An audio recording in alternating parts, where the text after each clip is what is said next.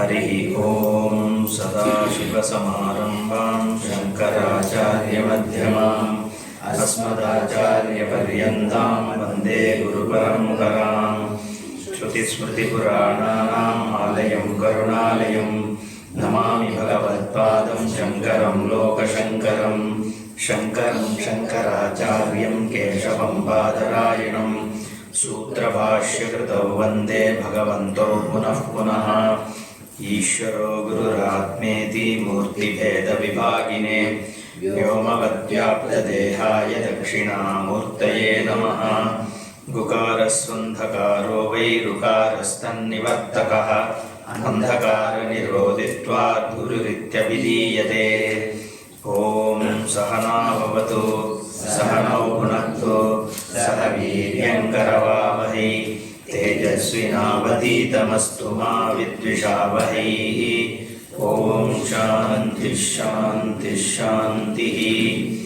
ॐ पार्थाय प्रतिबोधितां भगवता नारायणेन स्वयं व्यासेन कृतितां पुराणमुनिना मध्ये महाभारतम् अद्वैतामृतवर्षिणीं भगवतीम् अष्टादशाध्यायिनीम् अम्ब त्वामनुसन्दधामि भगवद्गीते भवद्वेषिणीम्। नमोऽस्तु ते व्यासविशालबुद्धे अरविन्दायतपत्रनेत्र येन त्वया भारततैलपूर्णः प्रज्वालितो ज्ञानमयप्रदीपः प्रपन्नपारिजाताय स्तोत्रवेत्रैकपाणये ज्ञानमुद्राय कृष्णाय गीतामृतदुहे नमः। सर्वोपनिषदो गावः दोग्धा गोपालनन्दनः पार्थो वत्सः सुधीर्भोक्ता दुग्धं गीतामृतं महत्। वसुदेवसुतं देवं कंसचाणूरमर्दनं देवकी परमानन्दं कृष्णं वन्दे जगद्गुरुं। भीष्मद्रोणतराजयद्रथजला गान्धारनीलोत्पला शल्यग्राहवती कृपेण वहनी कर्णेन वेलाकुला। अश्वत्थामविकर्णघोरमकरा दुर्योधनावर्धिनी सोत्तीर्णा खलु पाण्डवैरनदी कैवक्तः केशवः। पाराशर्यवचः सरोजमहलं गीतार्थगन्धोत्कटं नानाख्यानककेसरं हरिकथा सम्बोधना बोधितं। योगे सज्जनषट्पदैरहरः वेपीयमानं मुदा भूयात् भारतपङ्कजं करिमलप्रध्वंसिनं श्रेयसे। मुखं करोति वाचालं पङ्गुं लङ्घयते गिरिं यत्कृपातमहं वन्दे परमानन्दमाधवं। यं ब्रह्मा वरुणेन्द्ररुद्रमरुतः स्तुवन्ति दिव्यैस्तवैः वेदैः साङ्गपदक्रमोपनिषदैः गायन्ति यं सामगाः।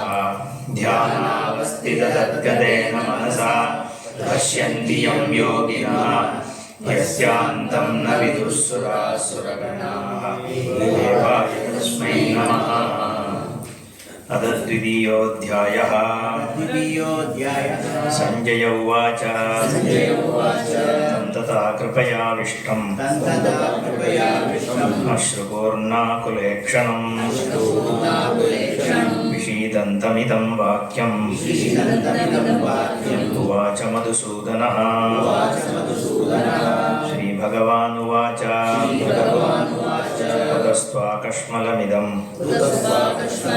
विषमे समुपस्थितम् अनार्यजुष्टमस्वर्ग्यम्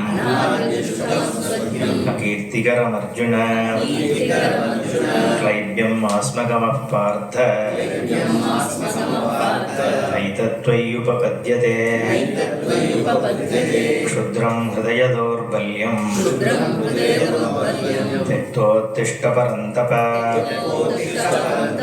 अर्जुन उवाच कथं भीष्ममहं संख्ये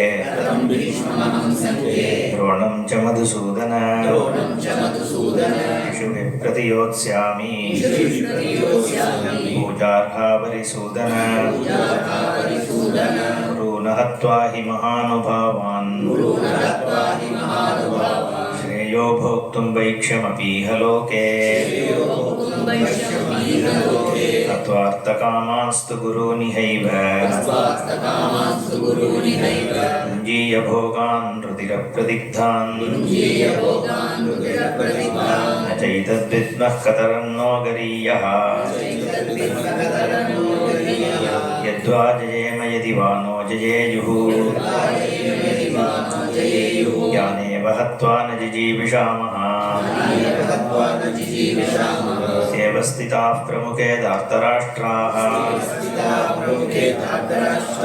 कार्पण्यदोषोपहतः स्वभावः पृच्छामि त्वां धर्मसम्मूढचेताः यश्रेयस्यान्निश्चितं ब्रूहि तन्मे शिष्यस्तेऽहं शाधि मां त्वां प्रपन्नम् न हि प्रपश्यामि ममापनुद्यात् यच्चोकमुच्चोषणमिन्द्रियाणाम्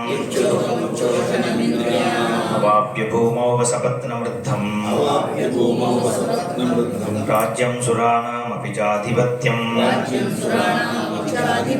संजय उवाच एवमुक्त्वा ऋषिकेशं गुडाकेशः परन्तपः अयोत्स्य इति गोविन्दम् उक्त्वा तूष्णीं बभूवः तमुवाच ऋषिकेशः प्रहसन्निव भारत सेनयोरुभयोर्मध्ये शीदन्तमिदं वचः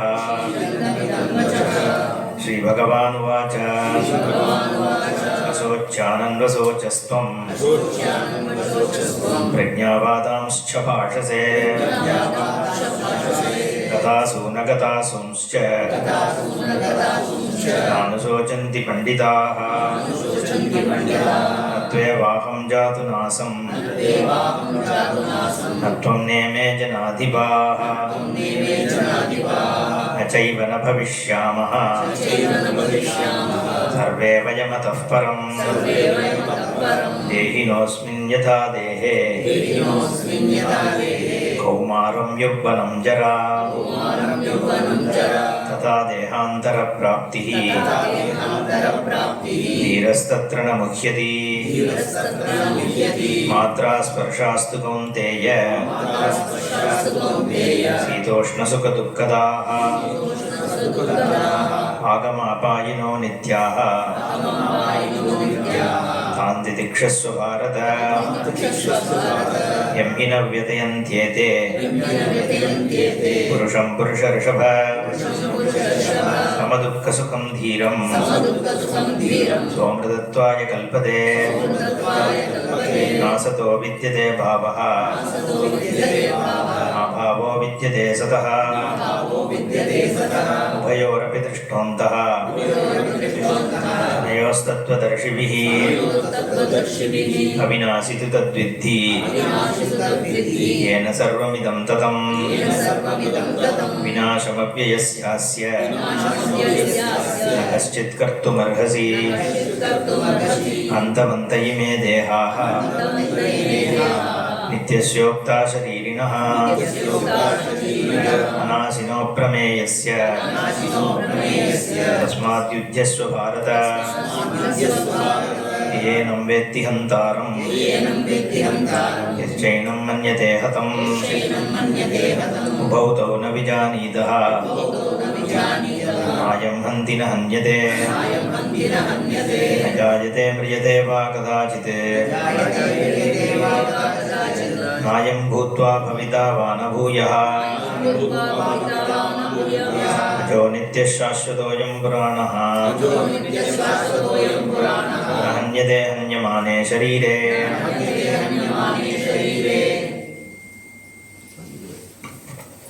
So happy New Year to all of you. So let's look at some basic things, right? So we all did meditation. So you felt some Shanti there, right? So what is the source of that Shanti? At all 5 minutes, at least some half a minute, 1 minute, you would have felt that it is peaceful, right? So did you fulfill any want in order to gain that Shanti? All your wants are still there. You still don't have your car. Your son still doesn't have a job. So without fulfilling any of those wants, you are still happy on certain moments. So the Shanti is what we are all seeking. So Bhagavan says, Ashantasya kutas sukham. The Sukha is because of Shanti only. Even Acharya Swami writes, Shantamuleka Saukhyamuledu. So without Shanti, where is the Sukha? So we are all seeking the same Shanti. So if you are given a choice to get this Shanti in some dhyana versus go and dance somewhere, which one will you choose? Dancing. So, or if you want to mingle with people, spend some time versus being peaceful with yourself. Ekanta only lot of us will choose, right? Because eventually we are seeking Shanti. But am I able to keep that Shanti always? So, suppose I say I can meditate, that is the only way to get Shanti. Then let's try, just lock myself in a room and I am continuing to do meditation. Half an hour I will do, 1 hour I will do, after that I will pick up my cell phone, right? After another 2 hours I will watch TV. Another 2 hours I will start walking here and there within the room. After 6 hours I will open the door and walk out, right? So, I am not comfortable with myself is the problem, right? So it is not the people outside who are the problem. If it's, you go to some of the crowded streets, Ranganathan Street, right? If you look at people at large, you don't have a problem, you don't have an agenda, right? So you are okay. Only thing is the people who interact with your regular thing, they evoke a response in you, right? So it is the Ragadvesha which is the cause of me to be being away from Shanti. It is not people being there, nor can I just go and sit somewhere and be peaceful. That's also not possible. That is why when Arjuna says, I want to come out of the war and just be myself, I am not comfortable waging the war. Krishna knows that this fellow, even if he sits inside the room, he will be more unhappy. So like, suppose a guy takes sannyasa from being a brahmachari, right? And this fellow after becoming sannyasi, suppose he develops wants, he continues to have his wants, right? No, there is no going back. So it's a problem. Then what happens? These people get into, so that's what then Bhagavan calls as Mityajaraha, right? In fact, Mityajara, he says, actually, in the second chapter itself, he talks about Mityajara. Whoever keeps, what did he, I just forgot the verse.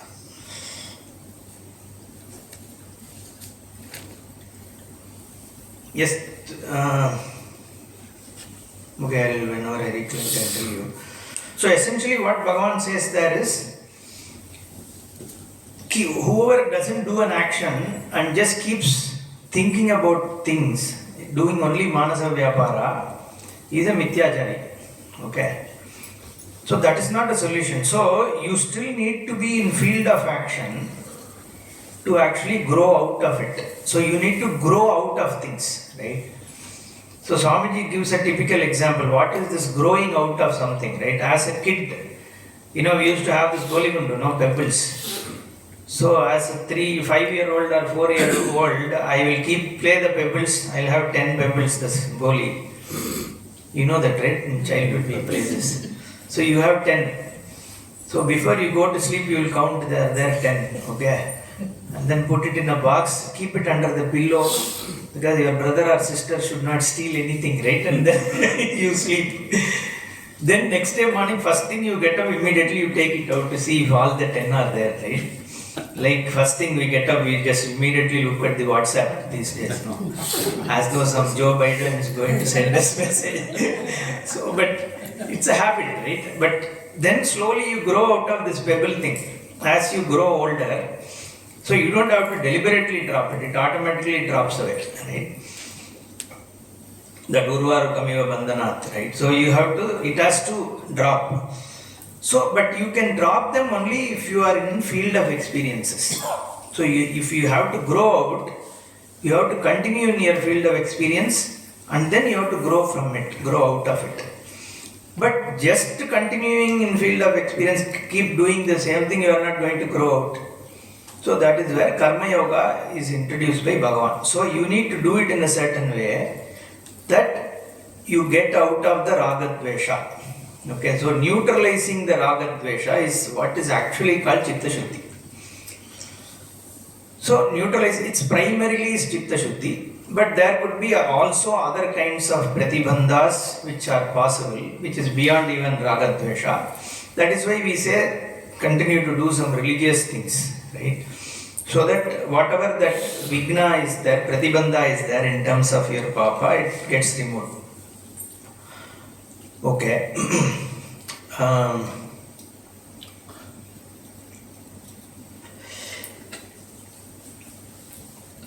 Sorry, raga means likeness? Raga and dvesha. Raga is your liking. Okay. So essentially raga dvesha are the terms Bhagavan uses. Okay. In every mind, raga and dvesha exist. There are things which you want to acquire. Okay. So you feel you will be happy by having something, that is raga. You also feel you want to avoid certain things to be happy, that is also raga only, right? I don't want this to happen to me is also raga. I want to have this is also raga. And dvesha is the direct opposite of that, right? What I don't want to come to me and what I don't want in me. And dvesha is something that I don't want to accrue to me, right? Is also dvesha. So basically whatever you dislike is what. So it is between, so you relate to people, you relate to situations, you relate to conditions based on your raga dvesha. It is the raga dvesha which is the problem, right? Even if you sit idle, it is the raga dvesha which is disturbing you, right? You are sitting there and some people sit in your mind, you know. Swamiji used to say when you travel in flight, there are 100 people who are traveling along with you in your mind. Your mother-in-law, daughter-in-law, everybody is coming with you, right? So you keep thinking about those things, you replaying, they did this 12 years back. When I first came to this house, she asked me why I didn't wear blue color saree. See, all that, it goes on and on and on in human mind, right? So that is what, that's the thing, right? That is what is disturbing you. So it is not whether you being alone or whether you being in the crowd matters, right? It is whether you are affected by raga or dvesha. So that is why Bhagavan says, but for you to neutralize raga dvesha, you need to be in thick of it. If you are sitting, that's why I gave that brahmachari example, right? How are you going to come out of it? Because if you are sitting somewhere and you are thinking about this, there is no way for you to emotionally grow. You can say, I will avoid it, I will stop a thought. How will you stop a thought? Thought, anger, fear, they don't take your permission to come, right? They just come, right? So you can never stop. You can say after it comes, I can put a stop to it. You can keep trying, right? But that is where I think the best, that's why Bhagavan also in Gita he says, more than sannyasa karma yogaha visishyate. For the person who is not prepared, he says sannyasastu mahabaho dukkhamaptum ayogataha. The one who doesn't have yoga, for him sannyasa is more difficult. Okay, so better go to yoga first. Okay. Yoga means? Yoga, so karma yoga. Right? There is only, so this entire Bhagavad Gita, Brahma Vidyayam, Yoga Shastre, there are only two things it's spoken about throughout Bhagavad Gita. So whatever we have been covering so far is jnanam. That is, jnanam is vastu tantram. Okay. So suppose I say this is black. You don't have a choice to say, you cannot say this may be black or this may be white. right? There is no choice. This is black means this is black. Suppose I tell you come and pick up this key, right? So you can choose. He is saying, Guru is saying, pick up the key. You will come and pick up. Or you can say, why should I go and pick up the key, right? So I have enough things to do. Or you might come here and pick up my laptop instead of the key. So generally in karma we say three things are possible. Kartum, akartum, anyatava kartum shakyam. You can do it, you need not do it, or do it in some other way, or do some other thing, right? But when it comes to jnanam, you don't have a choice. So jnanam is true to the vastu.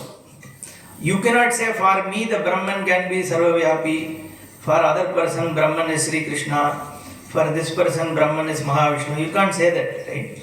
Whatever is Brahman. You have to know as it is.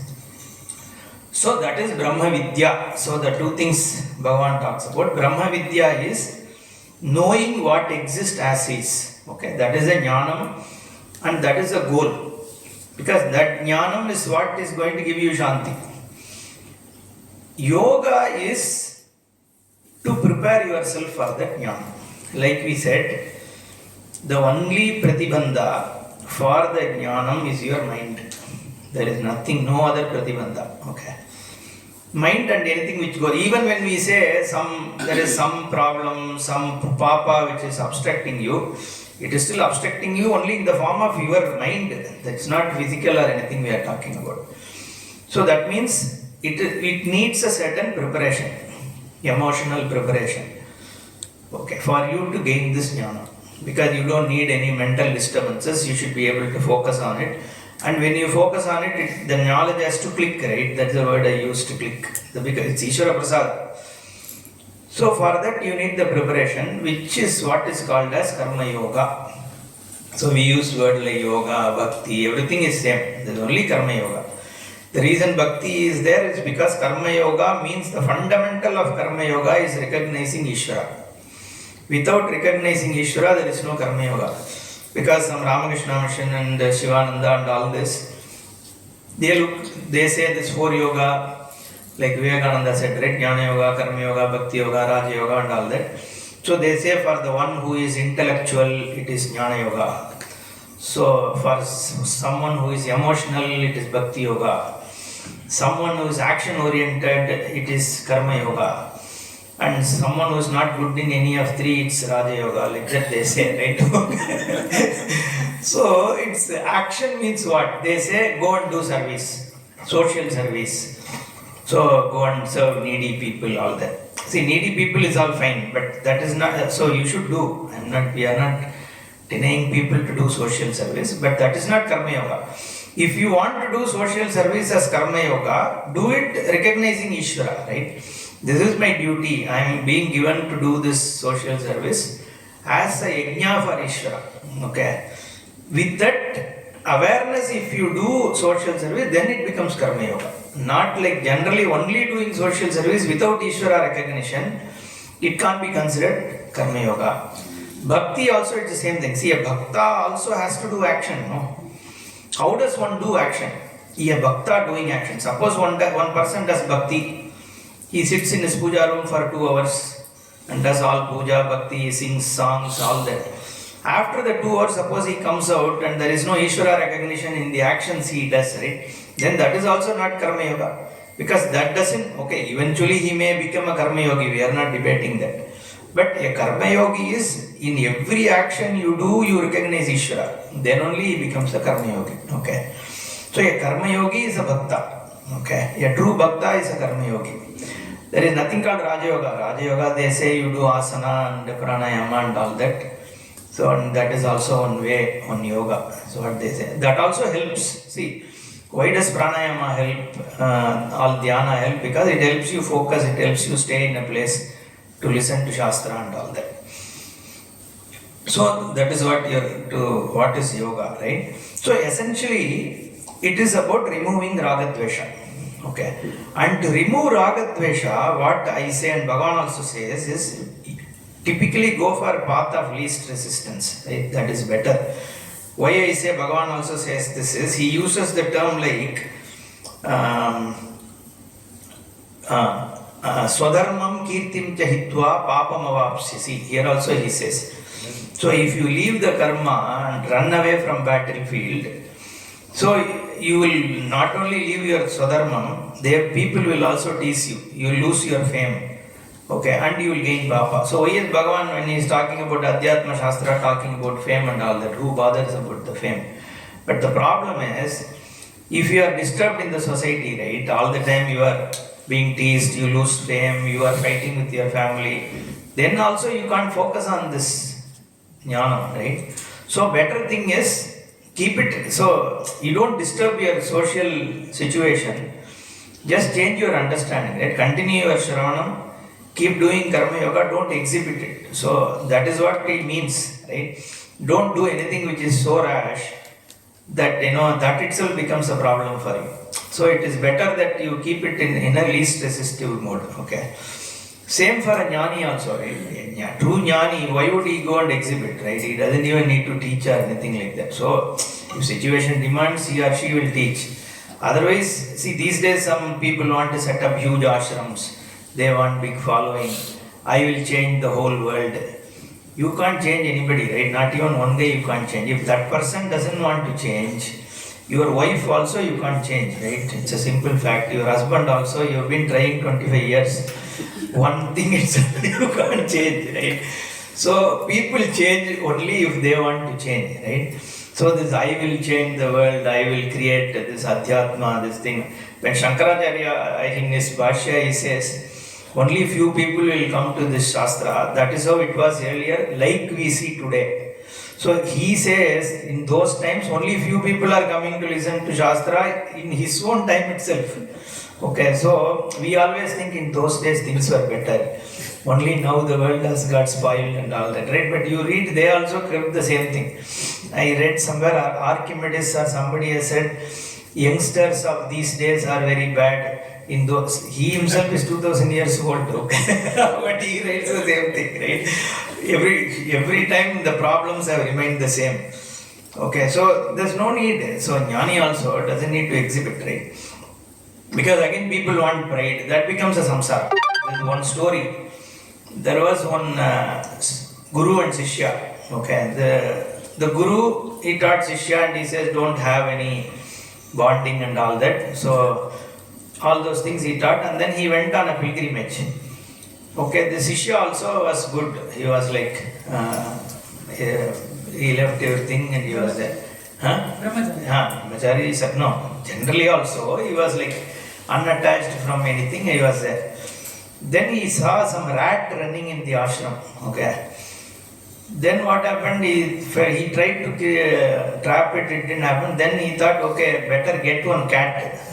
So that it can chase this rat away. Okay, so he got one cat. Then he had to feed the cat, there was no milk.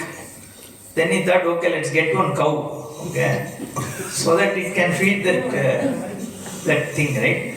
Then he got the cow. Okay, so then he had to maintain, so he put some plants and all that, like we are doing in our ashram, right? We started with Goshala, now Jaishankar ji has put some plants, now some field. Then he wants to do, then now he is getting so much groundnut. So let's do some groundnut oil. Then he has put one big check there. So then, so like that, this ashram, like this fellow, he got one cow.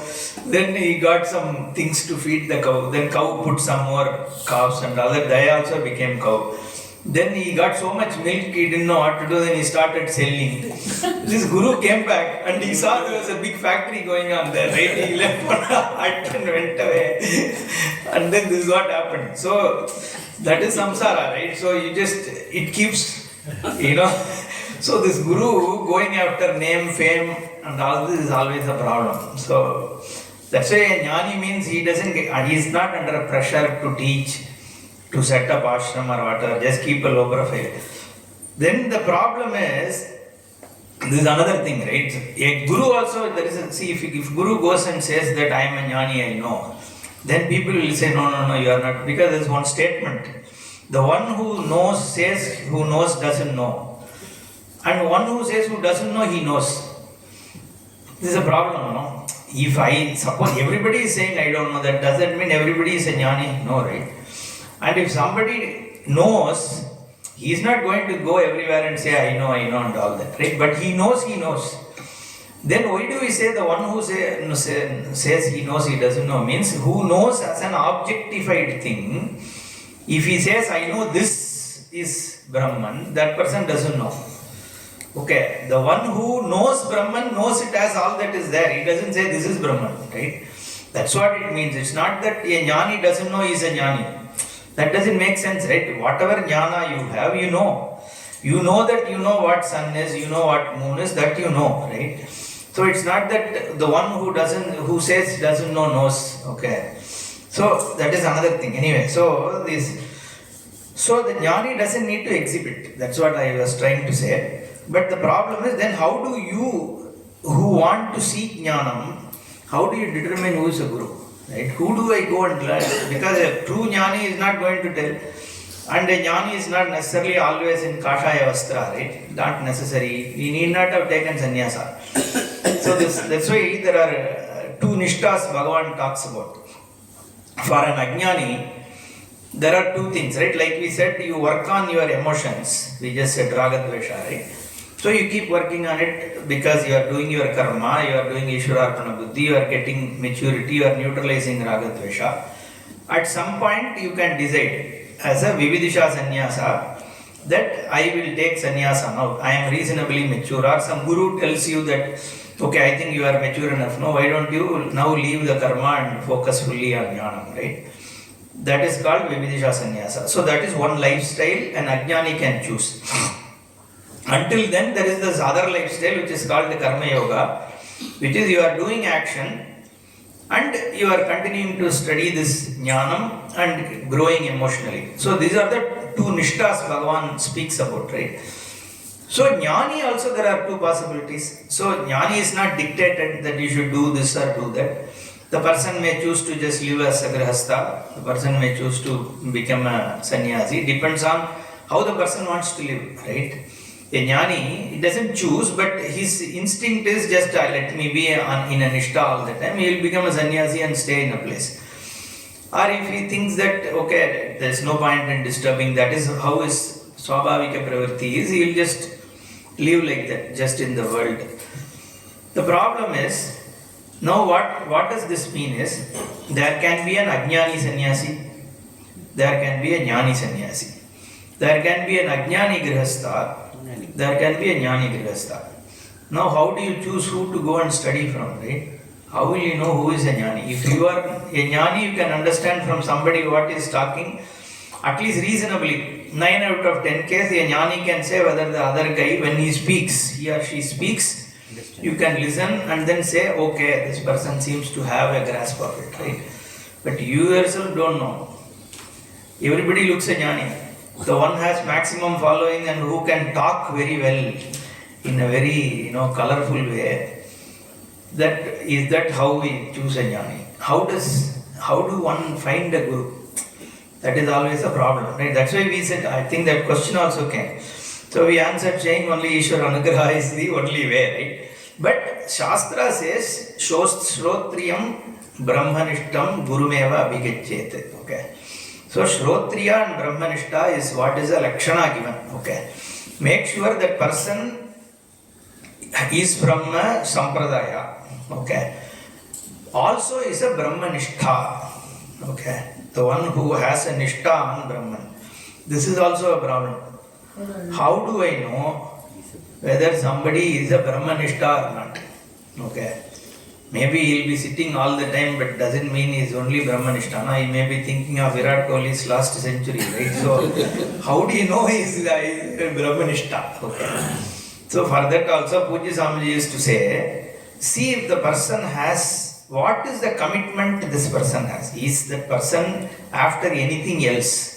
If the person is after fame, is after money, or if he has any expectations from you, so if he has any other nishtha, if he doesn't have any other nishtha, then you can make anumana that this person probably has Brahmanishta because he is Shrotriya. Shrotriya at least confirms that he has come through the sampradaya, and he doesn't seem to have nishta in anything else. Okay, that's the only thing you can do. After that, you have to leave it to Ishvara only, right? That is how you can look at a guru. Okay, see why I thought instead of that sloka, I'll cover a little bit of these things in that same context, right? So, Nyayasya nitya sannyasi yona dveshtina kamshati. That is what Bhagavan says. The sannyasa as per Bhagavan is sarva karma sannyasi only. The one who sees oneself not as a kartha bhokta. Okay, he is a nitya sannyasi. The one who doesn't kamshati na dveshti, who doesn't have raga or dvesha, is a person who is a sannyasi. That sannyasa is not wearing a kavi vastra or kashaya vastra and all that. It is purely in terms of your understanding. Okay? Fine. Now let's go to some shloka.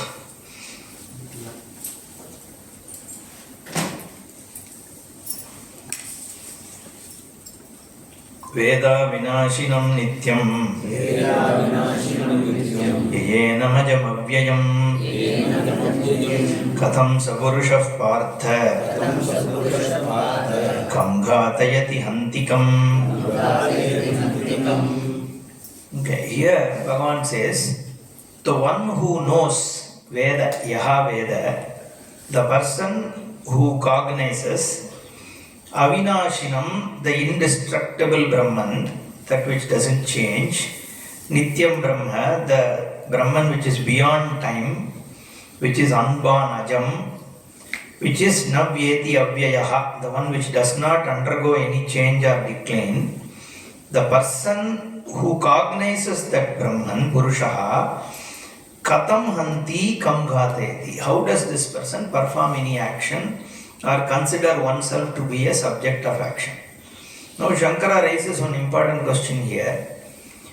Just because I know something doesn't do any activity, suppose I know a log of wood doesn't do any action.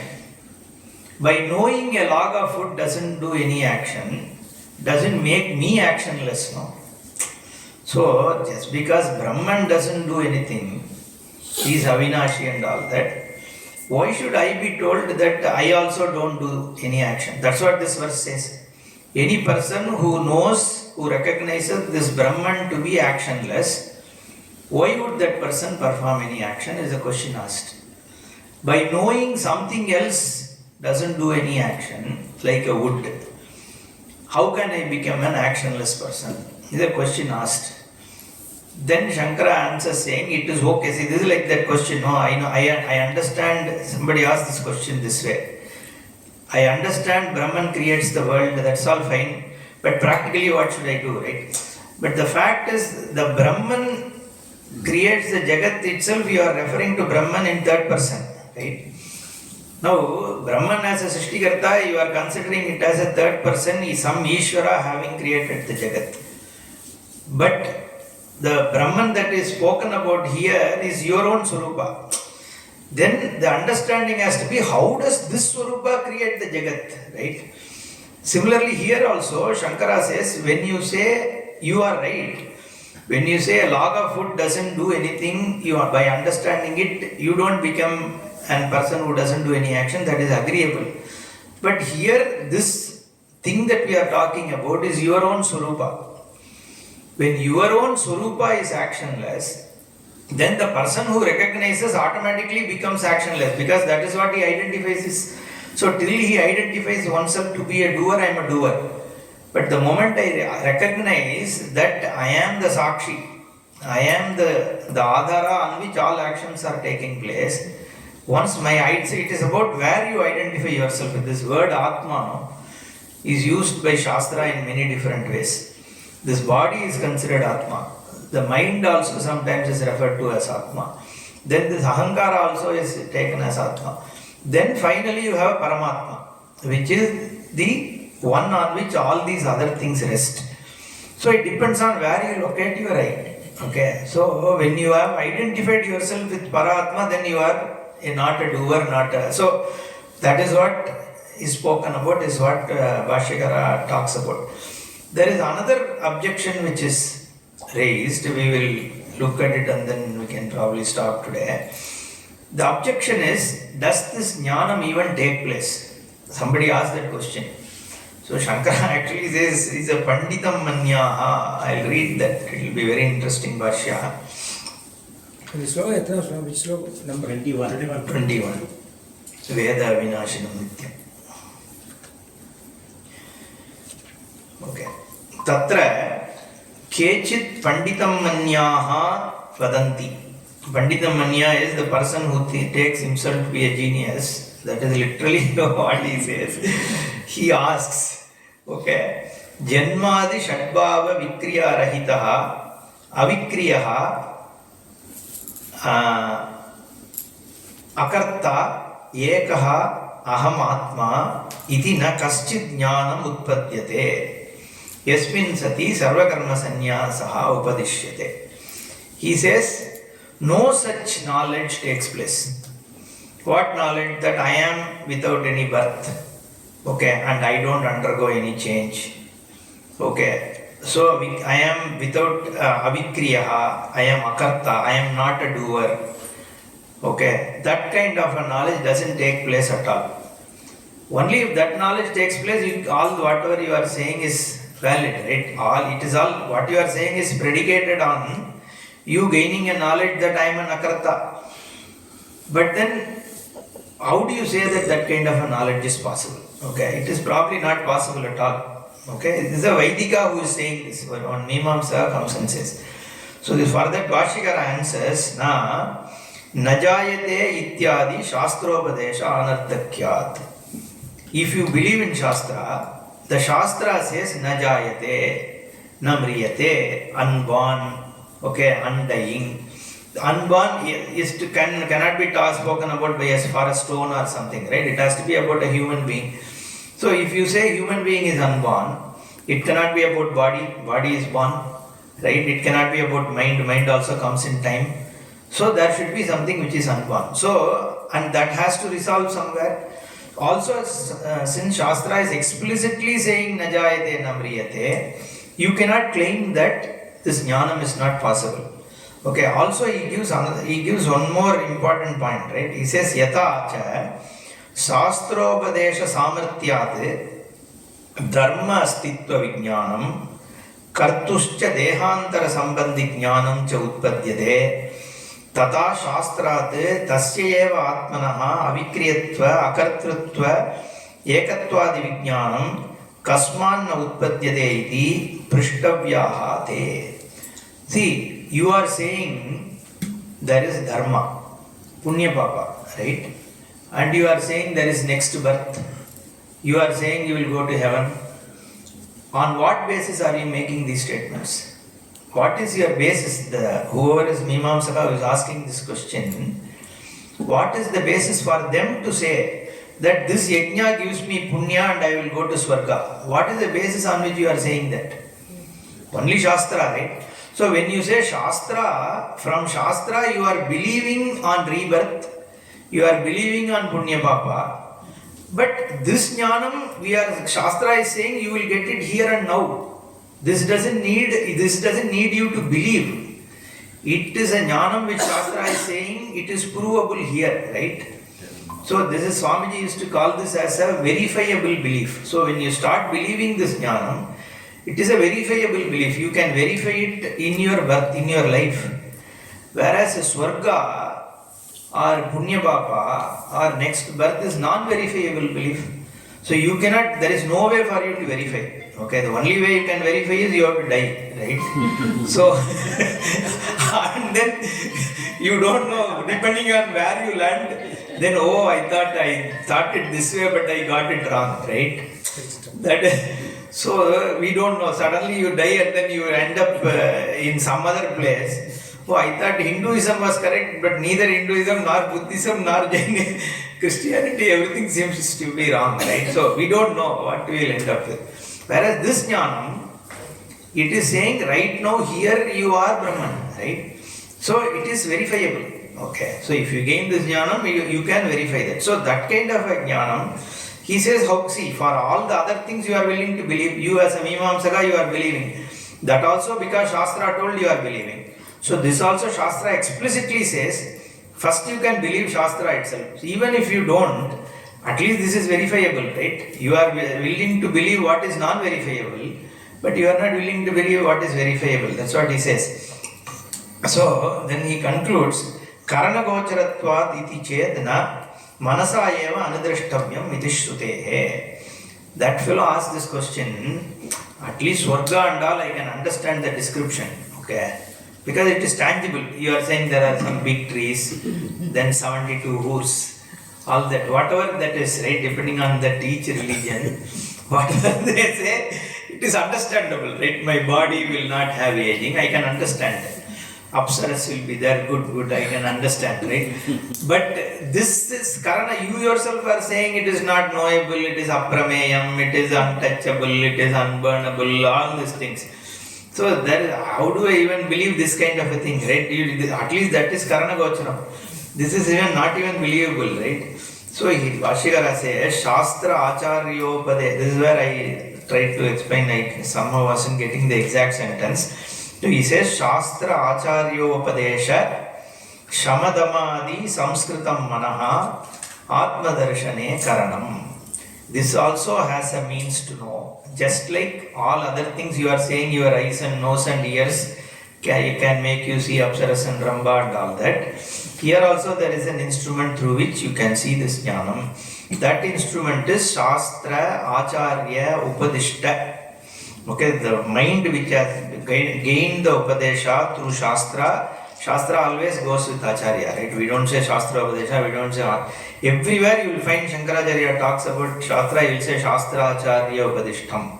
Shastra and Acharya, like, this Vidya, Vinaya Sampanne. Vidya and Vinaya goes together. Otherwise it's not Vidya. Similarly, Shastra and Acharya have to go together. You can't study Shastra without Acharya. He says, even if you are a big Pandita, Swadandrena Atmanveshanam na kurya. Shankara says, even if you know all Sanskrit, grammar, Tarka, everything, don't do Anveshana, research on Atma by yourself. Okay, always take Upadesha. The reason is because, like I said, it is about you. The moment you are looking for something, you have already lost you. Because you are looking outside. That's why Jaishankarji was saying, no, the domain of science is outside only. No? It is only looking at objective things and trying to arrive at conclusions. Whereas here we are talking about the one who is looking outside.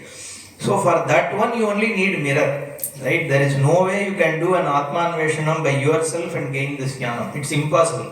Okay. So therefore, Shastra Acharya Upadesha Shamadamadi Samskritam Mana. So Shastra Acharya Upadesha is about knowledge.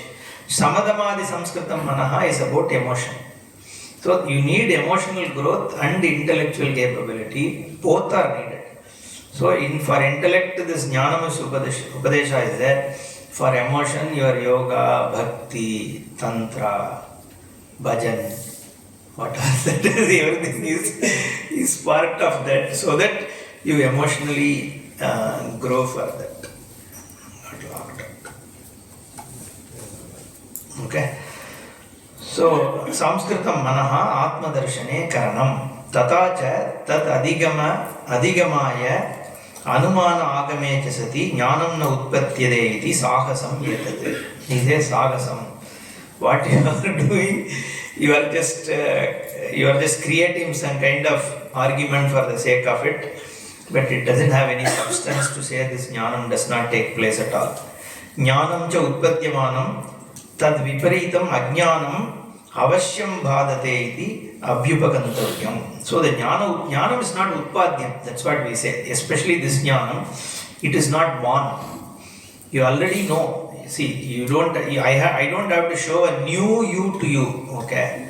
So whatever you are confusing it with, that confusion alone is removed. So that's what here also he says, this ajnana nivartakam eva jnanam. Okay. There is no utpatti jnanam.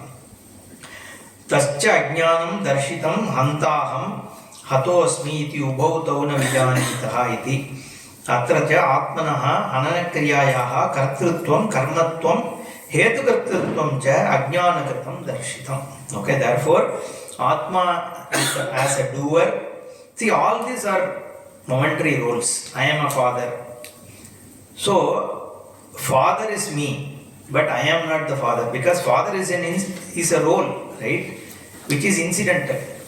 So, with reference to my son, I am a father. With reference to my daughter, I am a father. With reference to my father, I am a son. With reference to my employee, I am an employer, right? Each one of these is a role play. But I am separate from all this. So when I am a doer, I am not an enjoyer. When I am an enjoyer, I am not a doer. So when I am in deep sleep, I am neither enjoyer nor a doer. So which means all these are incidental on me, but I am something other than me, other than those. Okay, they are me, but I am not them. It's like clay is pot, but pot is clay, but clay is not pot. Right? So this kartrutvam, karmatvam and hetu kartrutvam also he adds, because kam ghatayati hantikam, he says. Why does someone provoke another person to do an action, or he himself does his own action? So that's what Bhagavan Bhashikara says, kartrutvam, karmatvam, hetu kartrutvam cha ajnana kritam iti darshitam. These are all superimposed on you because of ignorance of your Swarupa. So gaining your Swarupa is what will lead to that Shanti. Okay. So that Ragadvesha has, so that is when whatever the 2 minutes that you gained during meditation will become your Swarupa. Okay. So that is what Vedanta tries to do. It changes how you look at the world itself. The entire vision is changing. So you don't need separate 2 minutes to be what you are. You will remain that all the time. Even in thick of action, you are Brahmanishtha. That is what is called Jivan Mukta Avastha. So when we go to one of the famous, when they say Jivan Mukta, they will immediately say Sadashiva Brahmendra only, right? He is considered, anybody who you ask Jivan Mukta means people will say Sadashiva Brahmendra. He is known to be a Jivan Mukta. I don't know, somehow that Jivan Mukta term is associated with him. So there is a plan to go to Nerur on 5th of this month. So whoever is, we will discuss in the Satsanga. Okay. Om Purnamadah Purnamidam Purnat Purnamudachyate Purnasya Purnamadaya Purnamevavasishyate. Om Shanti Shanti Shanti. Harihi Om Shri Gurubhyo Namaha. Harihi Om.